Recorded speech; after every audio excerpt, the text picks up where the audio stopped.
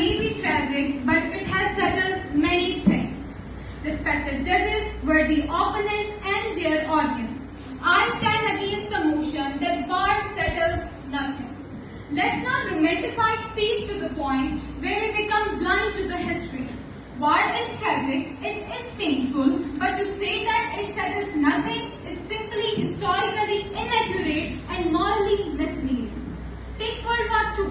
If war had settled nothing, would Hitler have been stopped by the silence? If the war had settled nothing, would the Holocaust have been ended with peace talks? No.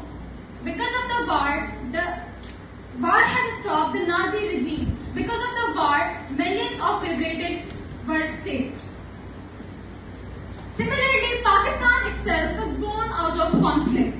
The creation of our homeland in 1947 came after a long and painful journey. Without it, would we have achieved our independence?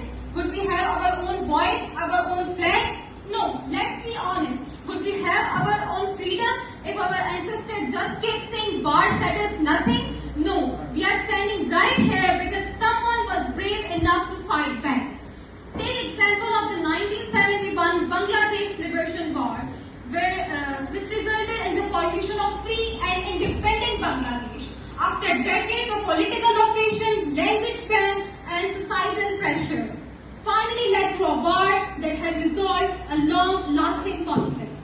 According to Al Jazeera, over 3 million lives were lost, but the result was the birth of a nation that had been denied identity for decades. Let's be clear, war should always be the last resort. But when diplomacy fails repeatedly or when innocent lives are at risk, war becomes necessary to restore peace and justice. Some